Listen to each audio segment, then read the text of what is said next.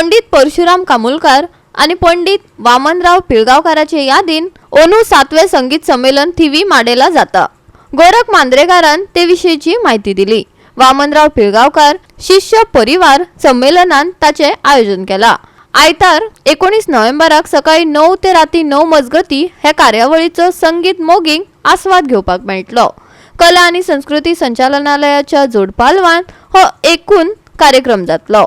ऐकात गोरख मांद्रेकारान दिल्ली माहिती। स्मरण व्हावं म्हणून वामनराव पिळगावकर यांचं दरवर्षी शिष्य हितचिंतक यांच्या मार्फत खास करून दुसरा मुद्दा इथं आम्ही उपस्थित करतो। खास करून तो म्हणजे हे संमेलन आम्ही ग्रामीण भागातच करतो। याचं कारण असं आहे की आम्हाला सर्वांना माहीत आहे की पणजी किंवा फोंडा, मडगाव, वास्को या शहरात अनेक कार्यक्रम होतात, पण ग्रामीण भागातील जे हौशी कलाकार आहेत, जे चांगले विद्यार्थी शिकत आहेत, त्यांना असे कार्यक्रम बघायला मिळत नाहीत, ऐकायला मिळत नाही।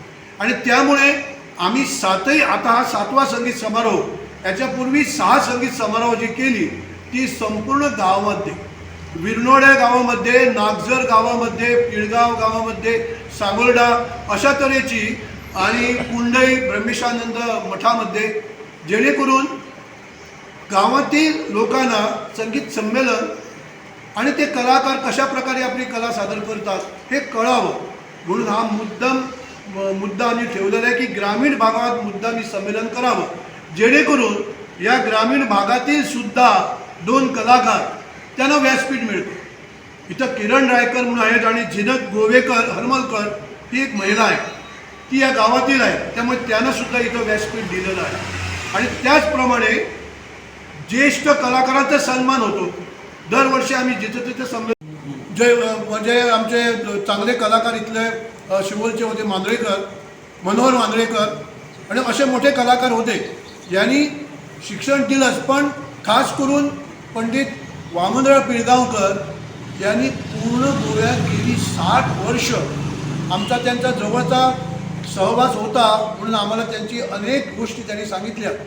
आपण स्वतः पिळगाव गावाहून चालत कोलवाडा यायचे, की नारायण हदळकर म्हणून बिल्डर होते कोलवाडा, त्यांच्या घरी तिथं त्यांना शिकवायचे आणि तिथून पुढे मागासनाथ जायचे।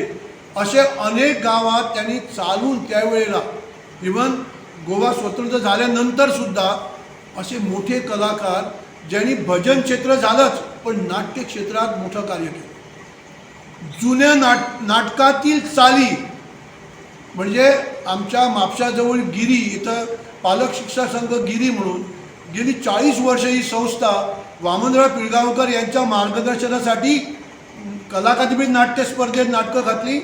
भजन स्पर्धेत मनोहरभाऊ शिरगावकर प्रथम पारितोषिक मिळालं, ते वामनराव पिळगावकर यांच्या मार्गदर्शनामुळे। त्यामुळे वामनराव पिळगावकर फक्त भजनी कलाकार नव्हते, तर ते उत्कृष्ट नाट्य दिग्दर्शक, संगीत दिग्दर्शक आणि उत्कृष्ट शिक्षक। कशा प्रकारे विद्यार्थ्यांना शिकवावं, भजन, पखावज, तबला हे चांगलं त्यांना कळायचं, त्यामुळे अनेक विद्यार्थी गोव्यात झाले।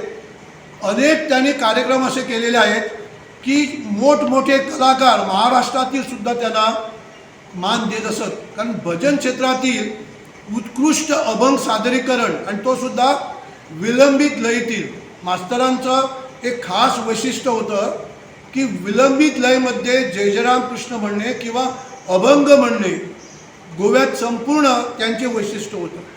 तसेच संपूर्ण दिवसभर या परिसरातील सर्व रसिक श्रोत्यांना संगीत कलाकार, विद्यार्थी यांनी आवर्जून इथं उपस्थित राहावे अशी आपल्या मार्फत मी विनंती करतो। गोवा 365 खातीर नितीक्षा गावकार, जवाहर बर्वे आणि सानिका नागवेकर।